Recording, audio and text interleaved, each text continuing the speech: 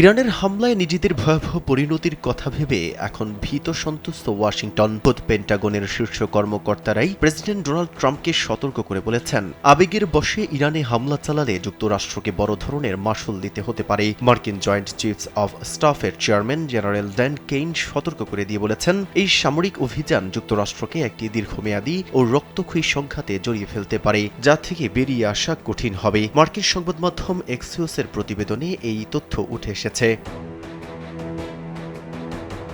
প্রতিবেদন মতে, হোয়াইট হাউসের শীর্ষ টেবিলে এখন হামলার লাভ ক্ষতি নিয়ে চলছে তুমুল বিতর্ক। প্রেসিডেন্ট ট্রাম্প নিজে সামরিক আঘাতের দিকে ঝুঁকলেও তার প্রধান উপদেষ্টা ও জামাতা জ্যারেড কুশনার এবং বিশেষ দূত স্টিভ উইটকফ তাকে ধৈর্য ধরার পরামর্শ দিয়েছেন। তাদের মতে, বারুদের আগে কূটনীতিকে আরও একবার সুযোগ দেওয়া উচিত। বৈঠকে প্রশ্ন উঠেছে, হামলা চালিয়ে আসলে সাফল্য আসবে কিভাবে? আর যদি লক্ষ্য হয় পারমাণবিক চুক্তি, তবে ট্রাম্পকে তার আগের কঠোর শর্ত বা রেডলাইন থেকে কিছুটা সরে আসতে হবে। স্যান্ডেলিনা সো, রূপচর্চায় আভিজাত্য।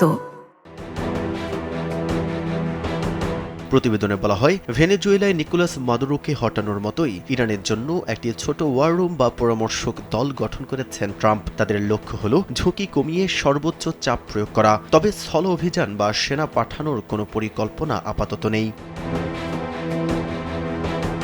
চরম এই দোটানার মধ্যেও ট্রাম্প নিজের কর্তৃত্ব বজায় রেখে জানিয়েছেন, চূড়ান্ত বোতামটি তার হাতেই। তিনি বলেন, সিদ্ধান্ত আমিই নেব। আমি চুক্তি চাই, কিন্তু তা না হলে ইরানের জন্য দিনটি হবে ভয়াবহ, দুঃখজনকভাবে তাদের জনগণের জন্য। কারণ তারা মহান ও অসাধারণ মানুষ। তাদের সঙ্গে এমন কিছু হওয়া উচিত ছিল না। মেহেদী হাসান, কালবেলা।